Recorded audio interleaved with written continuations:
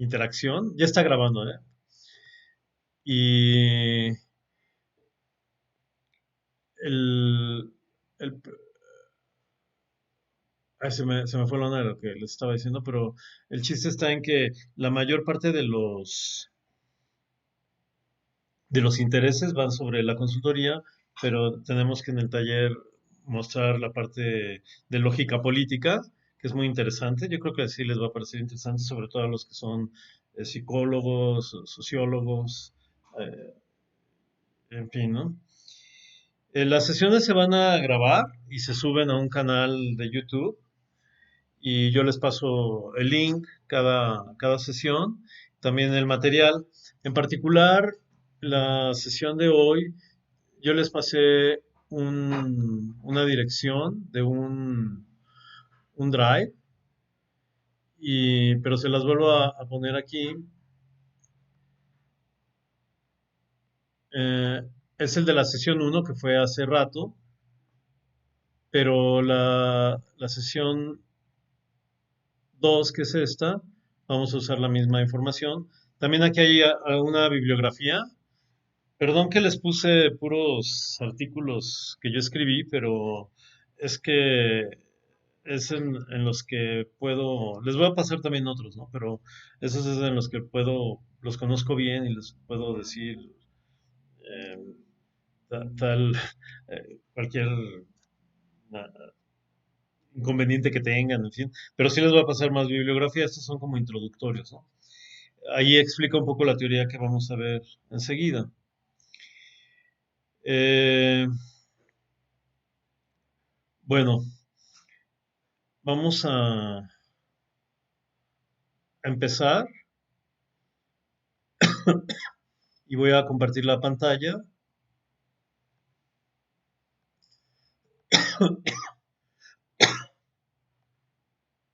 Ahí sí ven compartida la pantalla, ¿verdad? Sí, Tonatiuh. Ok. Mm,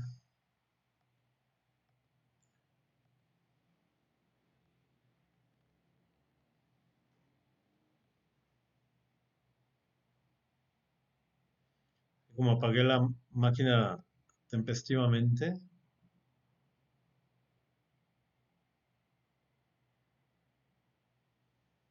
se trabó ahí el PowerPoint.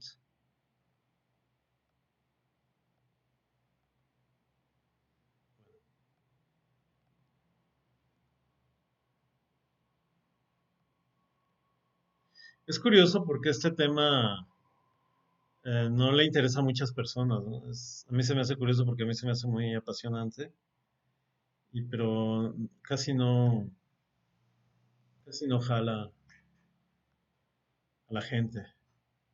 De hecho, por ejemplo, los otros talleres que hemos dado, así se juntan así de 50 personas, ¿no? 30. Y este bastante limitado, como creo que son 15 personas, ¿no? Bueno, empezamos, es una especie de charla. Es probable que en un momento tenga que bajar por el enfriador de la máquina, porque se calienta mucho, le conecto muchas cosas. Y eso me llevaría unos 2 o 3 minutos, pero por el momento no. Mm, lo que estamos proponiendo es un análisis estadístico electoral con SIG. Y la clave aquí es que es para prospectiva y estrategia. Es decir, eh, para quien quiere analizar lo que ya pasó, o sea, esto lo vemos como el pasado, o para el futuro, pero son personas diferentes, no son las mismas personas, ¿no? El futuro lo examinan los partidos, algunos gobiernos, nada más que no lo van a estar anunciando. Por ejemplo, las áreas de inteligencia. A ver, espérenme un momento. ¿Tienes problemas ¿Sí? Ok. Seguro, seguro. Bueno, ok. Y el pasado pues lo ven los analistas, los periodistas, esto también lo ven las organizaciones sociales. Entonces, para quienes están interesados en dominar estos temas por cuestión de consultoría, pues les interesa esto. Y a quienes les interesa por fines de academia, les interesa esto, ¿no? Ese es el primer asunto. Ahora, el objetivo es que todos los que participen puedan adquirir y aplicar las principales técnicas. Y ojo, digo las principales porque son montones, ¿no? Hay montones de indicadores, de índices que se usan.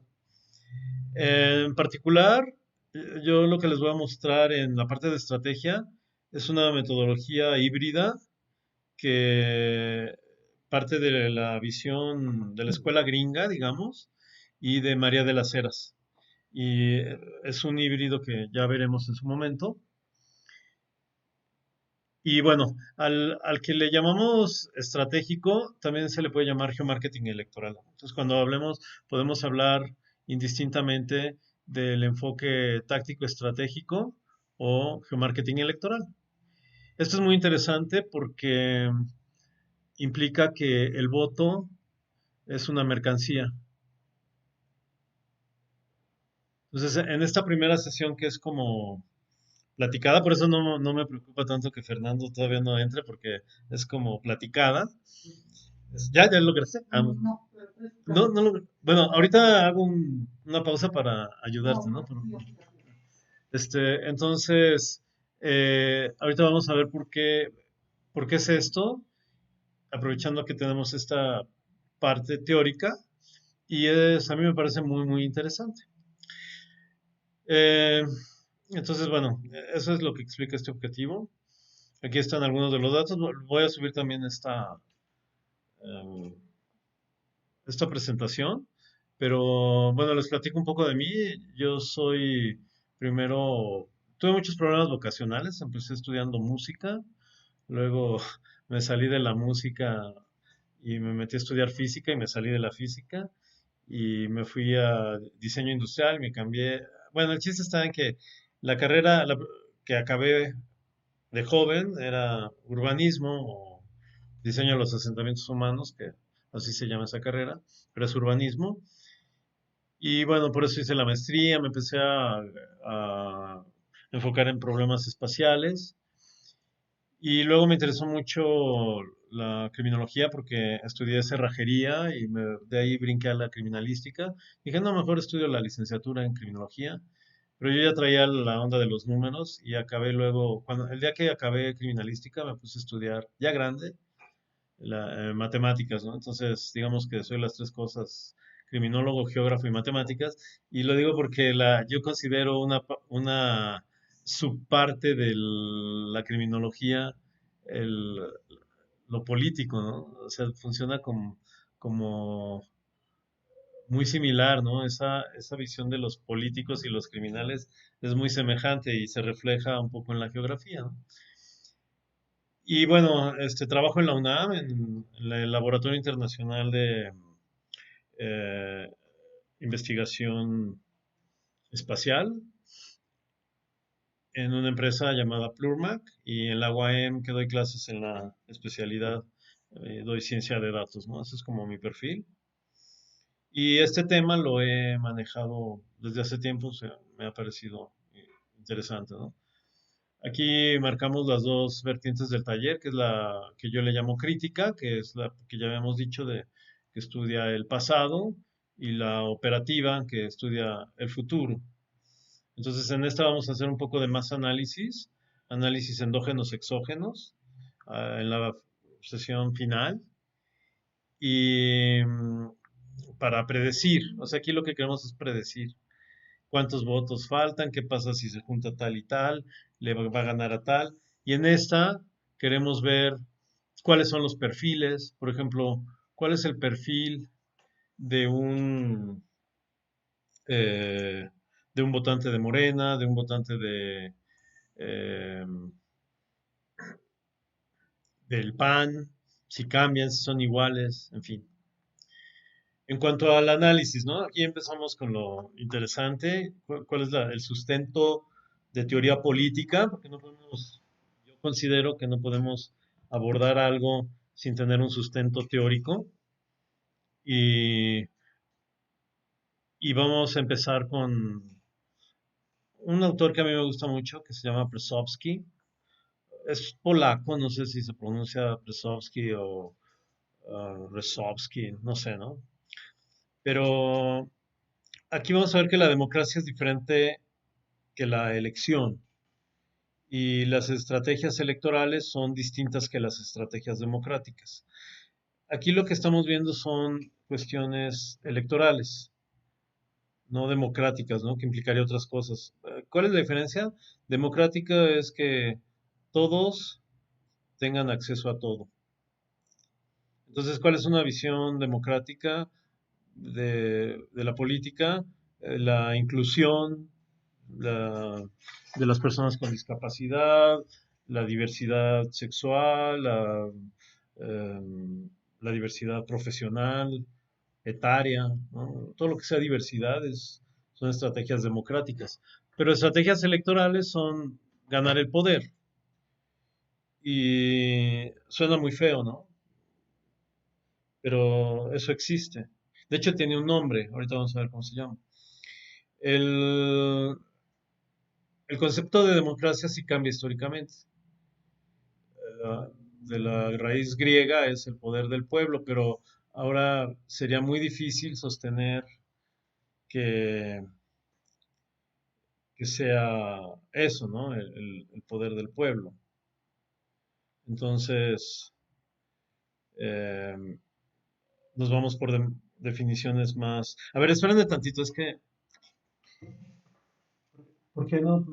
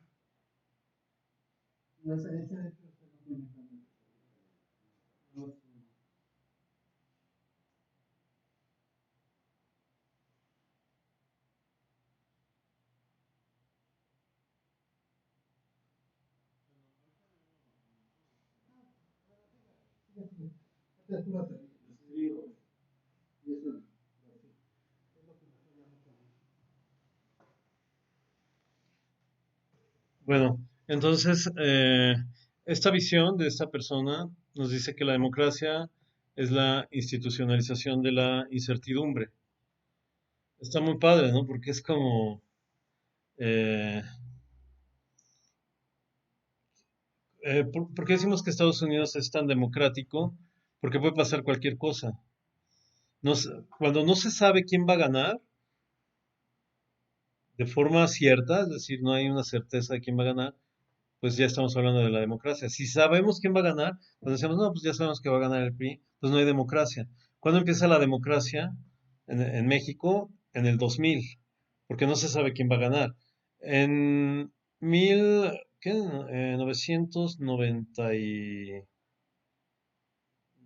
994, bueno, las de Salinas, pues ya se sabía que iba a perder Salinas, pero se sabía que la elección no iba a ser respetada, entonces no se sabía quién iba a ganar. Entonces, esta definición de democracia creo que es la que más nos puede servir, ¿no? La institucionalización de la incertidumbre. Y, y bueno, eh,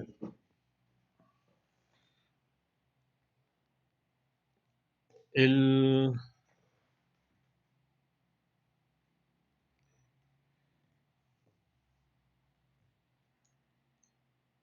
La elección de en la que entró este cuate, ¿cómo se llama? Peña Nieto, era muy, fue muy conocida en el mundo porque sorprendió a la gente, ¿no? O sea, decían, ¿cómo van a votar por el PRI si no lo quieren, ¿no? Y ahí, en uno de los artículos que les mandé, ahí hay algunas cuestiones de cómo lo vieron diarios extranjeros o este tipo de cosas que aparecían en la red, ¿no? De que el próximo domingo no olvides retrasar tu reloj, ¿no? Eh, Era muy sorprendente, ¿no? Y a todo el mundo le sorprendió porque fue una elección limpia, pero nadie lo esperaba. Sin embargo, si se van a las encuestas, pues sí se podía predecir. Pero aquí lo que nos importa es cómo la ciencia política explica que un pueblo hubiese llegado a, a reinstalar al gobierno que había logrado sacar. Por usar pueblo, ¿no? Pero no me parece una palabra tan correcta. Bueno, la ciencia política lo explica, ¿no? Y primero con eh, las acciones de los gobiernos, pero también hay bueno, se ve atrás, pero está encima del dibujo. Es el Tratado de la Servidumbre Voluntaria de este, bueno, no, este es de la servidumbre liberal, pero hay un libro que se llama Tratado de la Servidumbre Voluntaria de Etienne de la Boétie. Creo que se escribe así.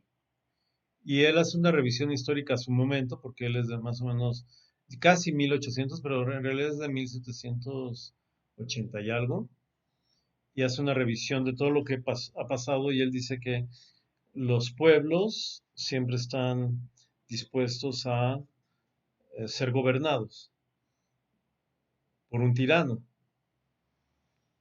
Bueno, esa es como la parte más, digamos, estructural. Hay muchas otras cosas que en el artículo que les mandé ahí viene un poco explicadas, pero lo que más nos interesa es en la teoría moderna y el término que usa Ricker de erestiasis.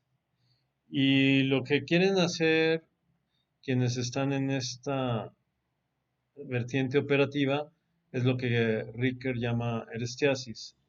Y es algo así como magia o significa más o menos algo así. Y es un concepto que se refiere a las acciones que hace alguien para hacerse del poder mediante ingenierías, ¿no? Y por ejemplo aquí él mismo nos habla de tres aspectos. Es el control de la agenda que favorezcan a un resultado, es decir, inteligencia política, como, pues vamos a darles despensas, eso es erestiasis. Votación estratégica, procedimientos legales o no para la administración de resultados, es decir, una votación estratégica es lo que se llama el, la, el proceso de las secciones electorales, y yo tengo aquí secciones y las deformo para obtener otro resultado, el gerrymandering, esto se llama gerrymandering, es una votación estratégica, es decir, dividí una sección porque aquí estaban concentrados, digamos, los del PAN, y entonces al separarlos hago que un distrito gane, por ejemplo, ¿no? O la manipulación de dimensiones, ¿no? Por ejemplo, redefino actores políticos, hago alianzas, ¿no? El verde, Partido Verde, usa mucho esto. Manipula las dimensiones, se asocia con el más grande, con el más chico, en fin. Entonces, este es el término que se usa para, muy técnicamente, ¿no? O sea, si van con un político y le dicen, ah, eres tiasis, pues. Y tiene algo de ofensivo, o sea, no lo concibió Ricker como, es para explicar un fenómeno que él considera que es un fenómeno muy alterador de la naturaleza social, ¿no? Bueno, aquí hay un ejemplo que les decía, gerrymandering. Pero, sí, ¿ya estás viendo? Ah, Sí, perfecto. sabes, Ah, pero no estás viendo. Ah, ¿cómo no hay arreglamos problema, eso? no, de hecho, con los apuntes. Ajá. Bueno, si Aquí no. me surge una duda, nada Ah, más. sí, ok. Entonces fue así esa técnica que utilizaron los partidos de dividir las secciones Ujú. para poder ganarlas. Ah, eso es herestiasis. Ajá. Ajá, No sé si escuchan a Fernando, él dice que si las técnicas que usaron los partidos para dividir secciones es herestiasis. Ah, bueno, depende si están dirigidas a alterar el resultado. ajá, En el PRI, en el 80 antes del 90, se hizo una redistritación ajá. y esa se hizo con un programa llamado Spansalign. Esa sí fue herestiasis porque estaba hecha para que los mismos votos puestos de otra manera le dieran la victoria a otra persona. Pero se podría decir entonces que en ese momento la redistribución se hizo tratando de beneficiar a los partidos que iban a ganar. Sí, exactamente. Ah, ok. Normalmente lo hace el partido en el gobierno. Ajá. La herestiasis normalmente se entiende como las acciones que hace el gobierno, pero no necesariamente las hace el gobierno, también las puede hacer otro partido. Ujú. Sí. Por ejemplo, el ejemplo es, voy a poner así para que lo puedas ver. El ejemplo del gerrymandering que les decía hace un momento es cuando un mismo resultado eh, acomodado de otra forma y da la victoria a otro.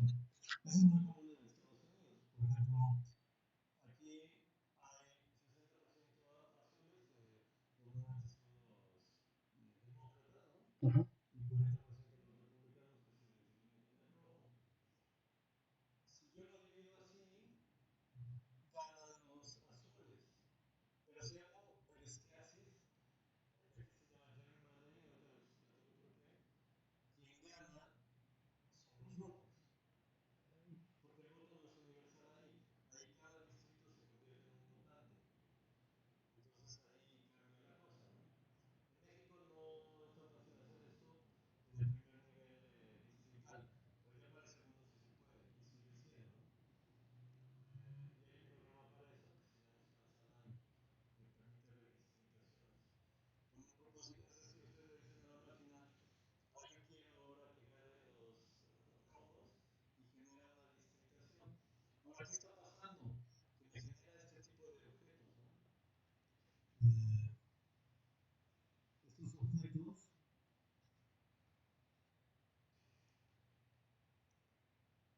objetos que en la matemática se llaman cóncavos, es decir, tienen concavidades. Esta es una concavidad. Y por eso el INE analiza los objetos cóncavos. Y hay auditorías específicas que hace el INE sobre los distritos y busca que no sean cóncavos. Porque si son cóncavos significa que alguien está alterando los resultados. Entonces hay índices de concavidad, índices de esfericidad, y se deben correr para que no haya distritos de este tipo. ¿Qué es lo que pasa? Que en 1840 y tantos, un gobernante en Estados Unidos, demócrata, iba perdiendo. Y entonces le dijo un asesor, es que si juntas todos estos en un distrito, solo van a ganar un distrito y estas personas son las personas que están contra ti. Ahí importa mucho si son blancos o negros. Entonces, esta persona, este senador, un senador se llamaba Jerry, y dijo, esto parece una salamandra, le dijo al que le estaba ofreciendo eso. Entonces, Salamander y Jerry, esa es la palabra, Jerry Salamandering, le quitaron la sala y quedó gerrymandering. Entonces, el gerrymandering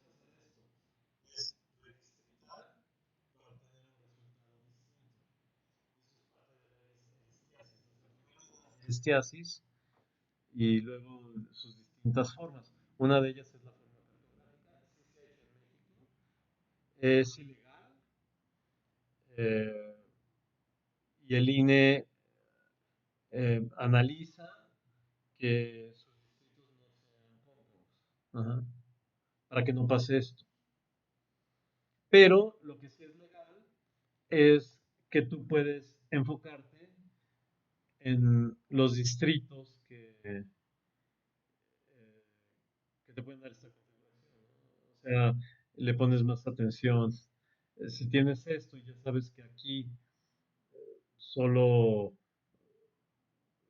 si tuvieras esta combinación sería mejor, pues te vas a los lugares donde está la concentración de la gente que sí está a favor de ti, en fin, ¿no? O sea, son otras estrategias.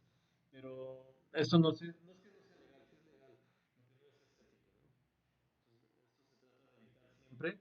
Y lo que es un arma importante es analizar la información para ver que el otro no lo esté haciendo.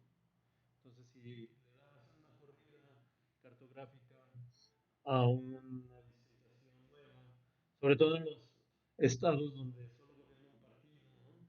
Por ejemplo, a mí me gustaría pensar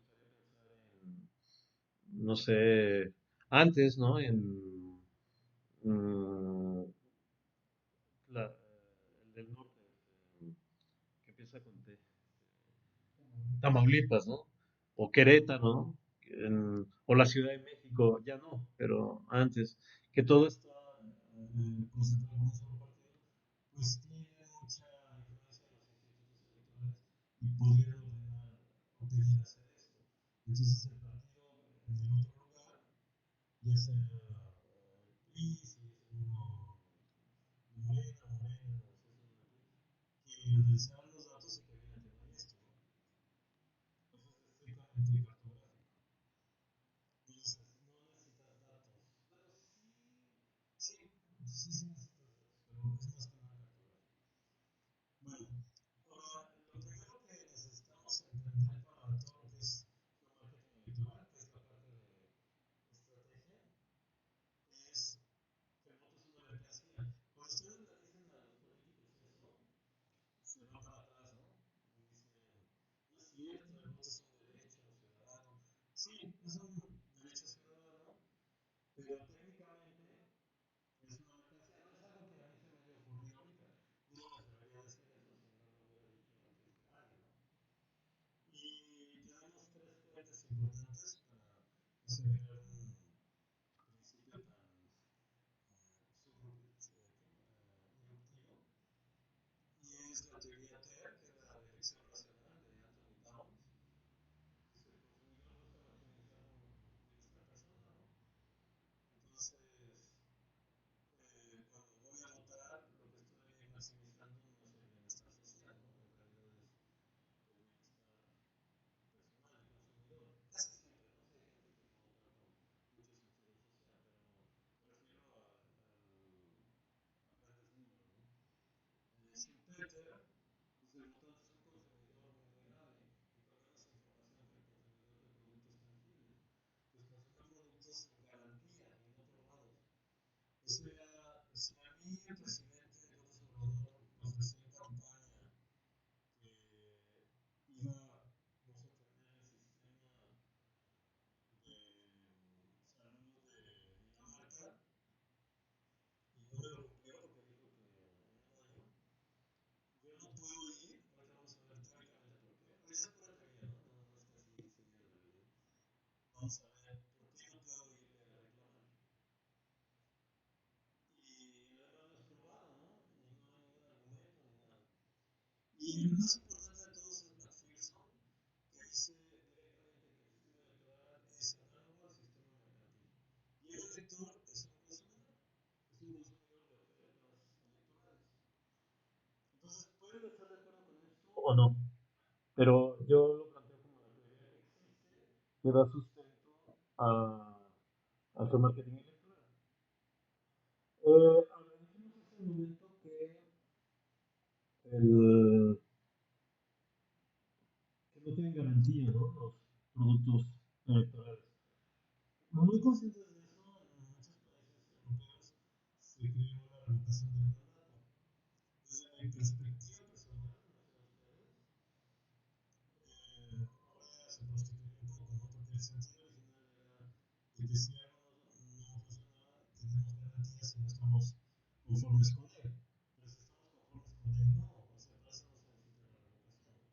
Entonces, no, la revocación de México fue como rara, ¿no? Porque nunca se ha hecho en el mundo una revocación sin sentido, ¿no? O sea, que la gente no está pidiendo que se haga. Pero eso es por eso. Y se refiere a algo que hay en la teoría económica, que es el dolo bueno y el dolo malo. No sé si se acuerdan del comercial de Joder Invictus, el cohete volaba, o el comercial de ¿cómo se llama? No me acuerdo la vida, pero me Ah, da ganas. sí, la trata Red de los Bull. estudiantes. Exactamente, algunos estudiantes que no van a rendir el examen. A mí cuando están en la fiesta y la comida ahí es terrible, ¿no? Pero es, pero anuncian a la gente de hacer volar y se permite hacer volar. No ha habido nadie que vaya y diga, oye, yo me tomé un Red Bull y no me hizo volar, o yo me tomé unos huevos fritos y no hicieron volar. Porque el juez lo que puede decir, no es que ese es dolo bueno, o sea, sí es dolo, pero la ley sí lo establece, dice que es dolo bueno. Es decir, no es un dolo para hacerte daño, es una mentira que te dicen para que comunicarte lo que te quieren decir del producto. Y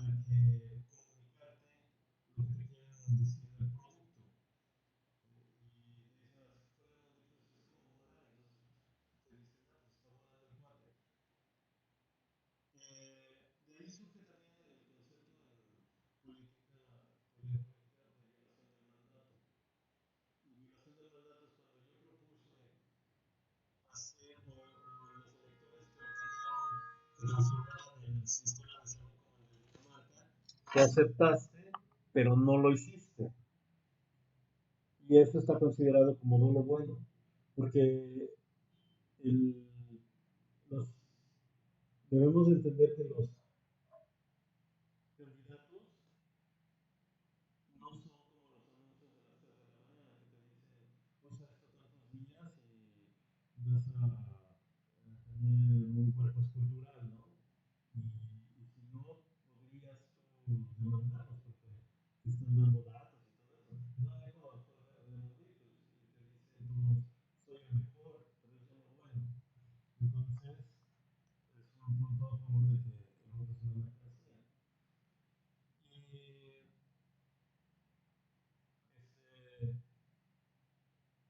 el dono bueno, al contrario del dono malo, y así lo considera la ley, ¿no?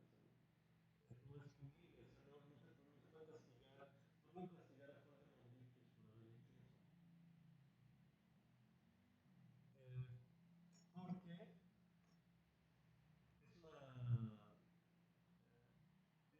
poesía, ¿no?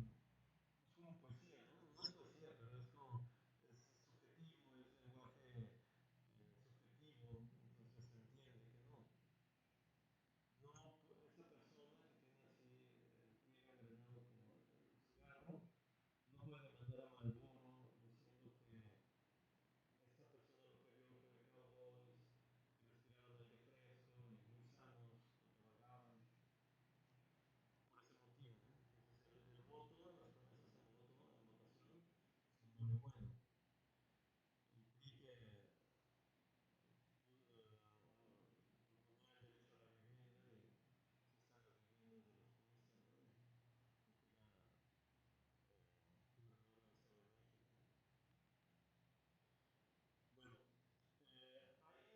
Y que era gobernador del Estado de México. Bueno, hay un libro muy bonito, creo que se los puedo conseguir, de Jonathan Swift, El arte de la aventura política. ¿Sí lo conoces? No, pero fue una interesante. Ahí nos dice, pues, ¿por qué mienten, no? Los políticos de aquel entonces, 1800, ya casi 1900. Y, y bueno, aquí en la gráfica vemos un poco la correlación que hay entre lo que hacen los políticos después de estar en el gobierno y los mensajes de campaña, ¿no? Por ejemplo, los políticos que decían que iban a orientar sus campañas a la seguridad y quiénes las orientaron realmente a la seguridad. Entonces, realmente, si hay algunos, ¿no? Que lo prometen, pero no todos. O sea, hay algunos que prometen una cosa y hacen otra. Estos políticos, los que están acá abajo, están en lo que llamamos violación del mandato. Es decir, violación del mandato es no hacer lo que dijiste en campaña. En algunos países como Inglaterra ya se considera como al menos demandable, ¿no? Y se puede. Hay un caso de una señora que fue a quejarse porque tenía varios hijos y el gobierno había prometido becas a madres solteras. No cumplió y entonces fue y reclamó a la ley de violación de mandato. En México no existe violación de mandato como ley. En México todavía todas las mentiras que oyen los políticos se consideran como bueno. Esta es una notita, pero eh, este se los voy a mandar luego porque es que es interactivo, pero no funciona en esta versión de PowerPoint. Pero es cómo fueron ganando los estados.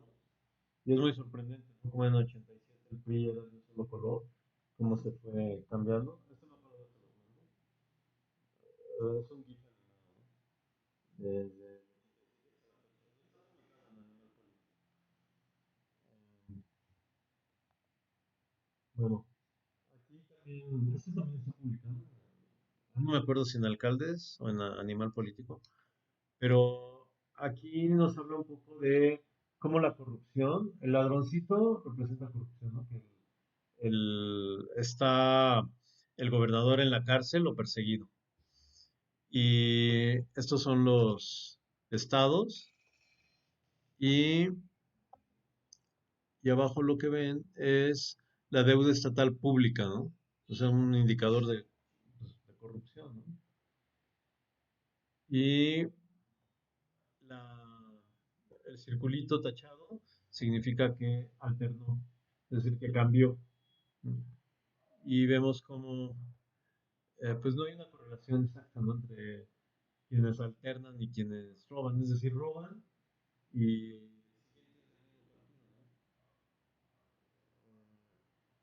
eso también lo pueden analizar en esta tabla. Esto lo pueden ver ya que les mande la presentación con más detalles y acompañado de algunas lecturas quizás si quieren profundizar. Eh,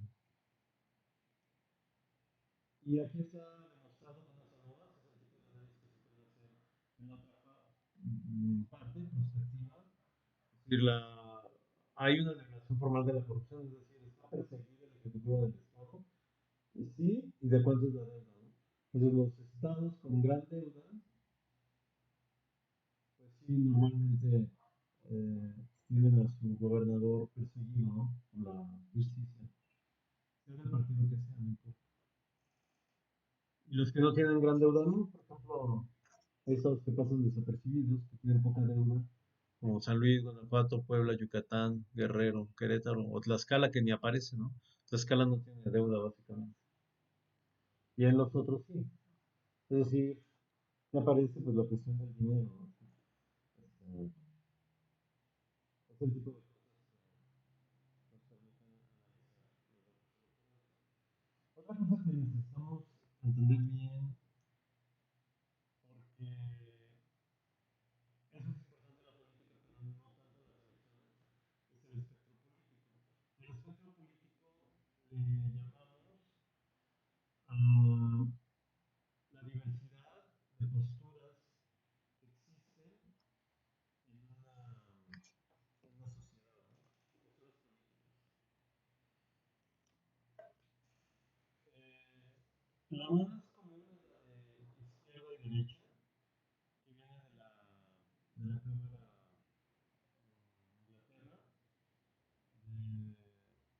De un lado se sentaban los del nuevo régimen y del otro lado los del viejo régimen. Y a unos los llamaban de derecha y a los otros de izquierda. Los del nuevo régimen se identificaban más con posturas más revolucionarias, pero no necesariamente revolucionarias. Los del viejo régimen, pues los conservadores, que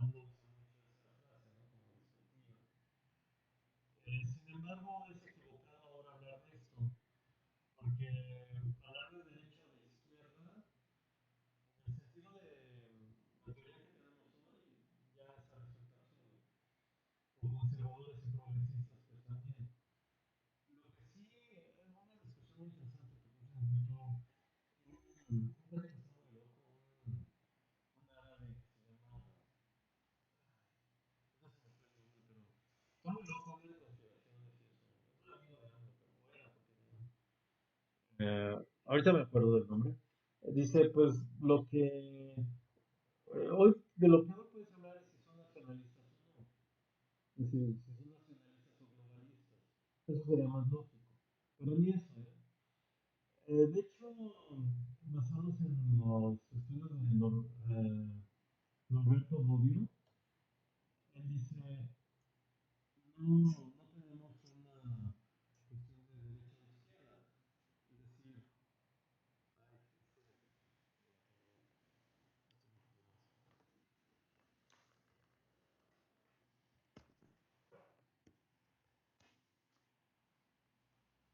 no tenemos esto, ¿no? A lo mucho tenemos un espacio cartesiano. Aquí podemos tener la justicia y aquí tenemos la libertad. Y dependiendo de qué importancia le dé cada persona a la justicia y la libertad, nos quedan al menos cuatro grandes posiciones políticas, no dos. Y todavía hay, aquí está el texto de Google donde lo explica, pero hay un esquema muy interesante que ustedes pueden usar para en línea saber si son de izquierda o de derecha, ¿no? Ahorita se los presento, pero este es el origen de eso, ¿no? Ay, es este, ¿no?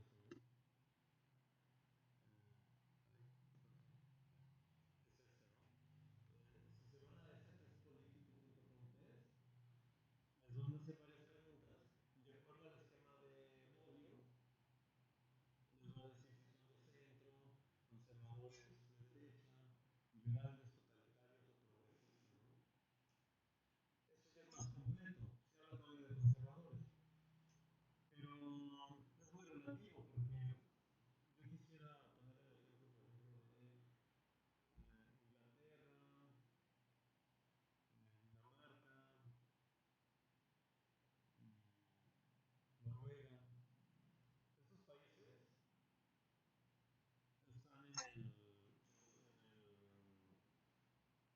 en la Eurocámara, ¿no? O sea, tienen senadores en... No, en Inglaterra ya no, pero Dinamarca, Noruega, la Comunidad Europea. Y bueno, ellos tienen educación, salud universal. Solo les falta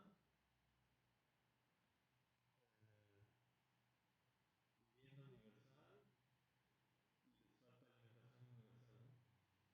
Pero esto es un gran logro social. Ni siquiera Cuba, ¿no? Tiene también esto. Y sin embargo, son considerados conservadores. Entonces, el presidente de México les reclama que son conservadores en una carta que tiene políticas mucho más progresistas que las de México. México no tiene ni salud universal ni educación universal siquiera. Educación universal quizás sí, pero salud universal para nada, y mucho menos lo demás, ¿no? Entonces, pues es muy relativo y siempre es relativo, ¿no? Es de acuerdo al espacio y al tiempo. Por eso pasa eso, ¿no? Es una, digamos, un collage le llaman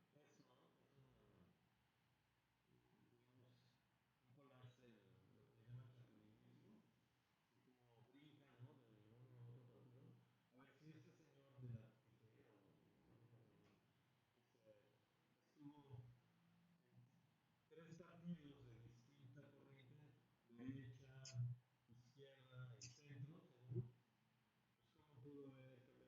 corriente, derecha, izquierda y centro, según, pues cómo pudo haber cambiado tanto, ¿no? O este, ¿no? Miguel Ledo, que ya dice cosas raras. Ha estado en todos, ¿no? Entonces, ¿cómo nos explica que haya una postura ideológica? O este, ¿no? Arturo Estados. Este sí ha estado en prácticamente todos.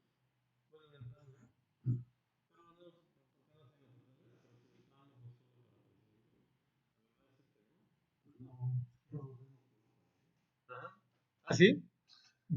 Pues el pan le haría bien al pan y a él le haría mal, ¿no? Porque perdería, pero... eh, bueno, entonces esto es lo que nos explica que pues, realmente no estamos hablando de política, sino de elecciones. O Ebrard, ¿no? El más purista de todos los puristas del mundo, ya es socialista porque se fue al PRD. Pues no.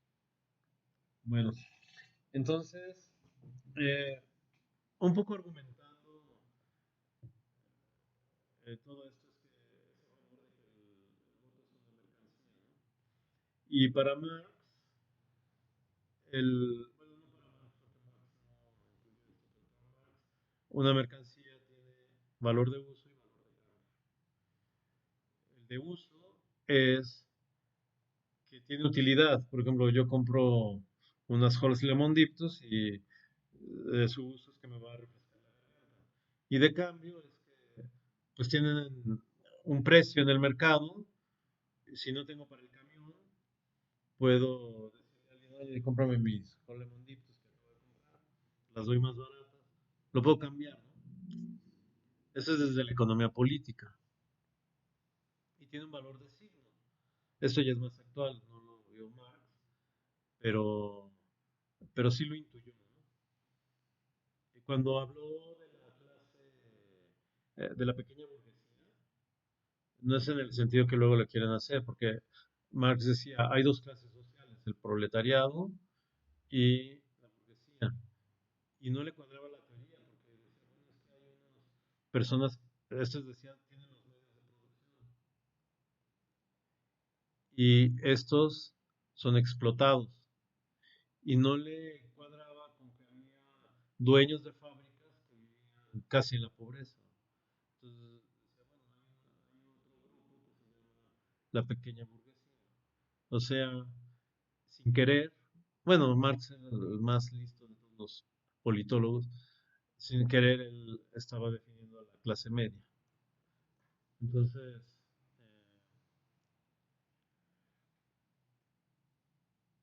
el valor de signo es el valor que tiene algo subjetivo. Por ejemplo, unos tenis Nike, pues tienen un valor de cambio, de uso, pero también algo que es más nuevo en el capitalismo, no en el capitalismo que era de dos clases, sino en el que ya surge una gran clase social, es uno que me da una posibilidad de ascender al menos mentalmente, ¿no? A otro nivel. Y desde el marketing, la mercancía requiere que tenga valor, un objetivo, una necesidad de deseo, ¿no? Ya hay una discusión entre los mercadólogos, la gente del marketing, si se tiene que crear una necesidad o simplemente si un producto atiende a una necesidad o atiende a un deseo. Y en la política también funciona, ¿no? Este, votando por alguien atiendes a una necesidad, a un deseo. A veces unos y a veces otros. Entonces, todo esto nos lleva a definir, aunque esto no, esto sí no se los puedo leer con todo, pero es decir que las elecciones implican un pseudo mercado, o sea, sí tiene, ¿por qué pseudo mercado? Porque sí tiene valor de cambio, tiene valor de signo, pero pues cómo uso el voto, ¿no? O sea, quizá puedo usarlo para que me atiendan antes de las elecciones, pero sería difícil justificar, ¿no? Entonces sí se parece a todo esto, pero tiene diferencias, ¿no? Es decir, sí es una mercancía, pero muy particular. Eh, el- Como estamos hablando del marketing electoral, entonces tenemos que ver primero qué definición de marketing. Y el marketing es su método tradicional es hay un deseo o hay una necesidad, entonces se atiende un producto, de ahí se define un target, a ese target se le atiende con comunicación y ya que está atendido, se busca ampliar ese target. Entonces, por ejemplo, hay una necesidad de caminar sin lastimarte los pies. Entonces hay unos tenis. Entonces, pues, gente necesita caminar mucho, o deportistas, gente deportista. Y entonces ya se comunica, pues estos tenis son muy cómodos, durables, todo lo que tenga que ser. Se busca quien cumple con esto, y eso es lo que se le llama un target, y se modifica el producto, es decir, dices, oye, sí, es que tu target son jóvenes, pero no van a poder pagar todo lo que les estás ofreciendo. Ah, pues entonces sí hacemos el tenis, pero lo hacemos en Indonesia, es más barato, etcétera, ¿no? Y, y bueno, ya con el producto modificado, eh, se refuerza el deseo, ¿no? Adquiere un valor y entonces se genera la necesidad de comprar necesidades dobles, es un ciclo y que aplica en todos los productos. Y el producto electoral es distinto, ¿no? Por ejemplo, la tarjeta rosa, vemos, eh, hay una situación, mujeres en desventaja, se atiende,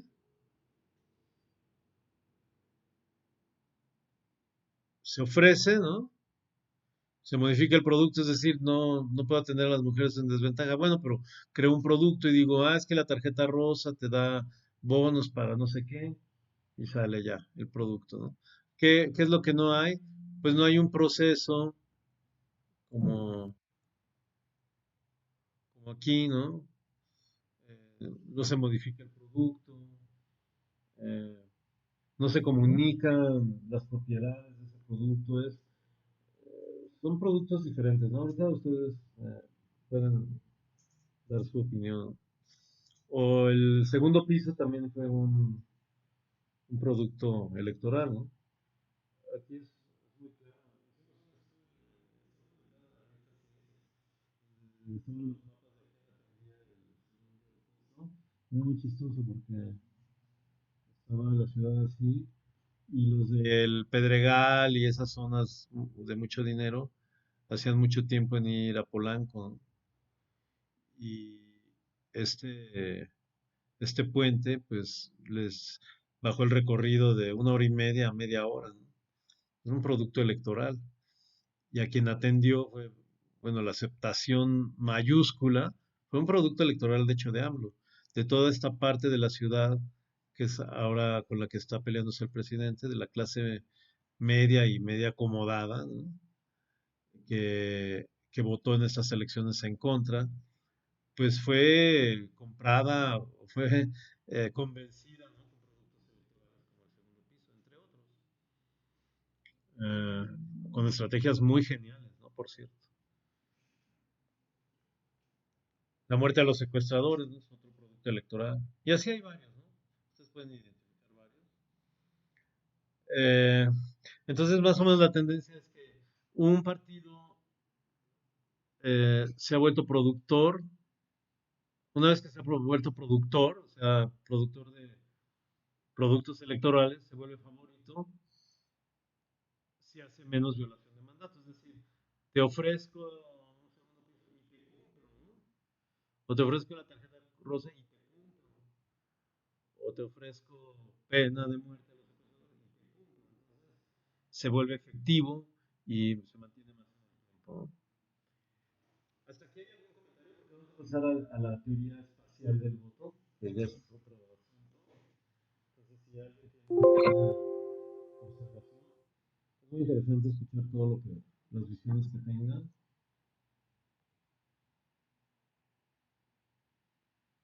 ¿Sí estamos? Ay, ¿qué tal que no estamos? Ah, sí, sí estamos. ¿Hay alguna observación o cualquier cosa? ¿No? Ah, sí, Jessica, por favor. Sí, que me parece interesante la parte de como el intercambio que existe por el voto, creo que eso ha cambiado. O sea, a lo mejor no es solamente que buscas el voto, sino actividades de participación política. O sea, como por ejemplo que vayas a un meeting o que tuitees en redes sociales o cosas así. Porque, por ejemplo, me llama mucho la atención el de la tarjeta rosa. Si se fijan, casi cada fin de semana del Mazo es trending topic número 1. Y una vez hice un análisis de, por ejemplo, quiénes estaban en esos tweets. Y son mujeres la mayoría, que son pues las beneficiarias, ¿no?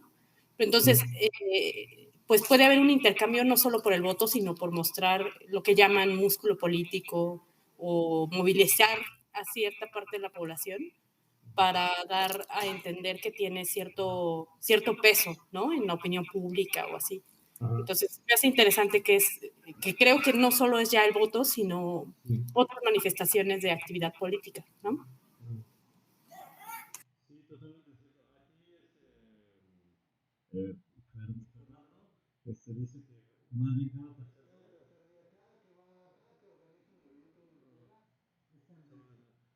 ahora, sí, yo supe que tenían una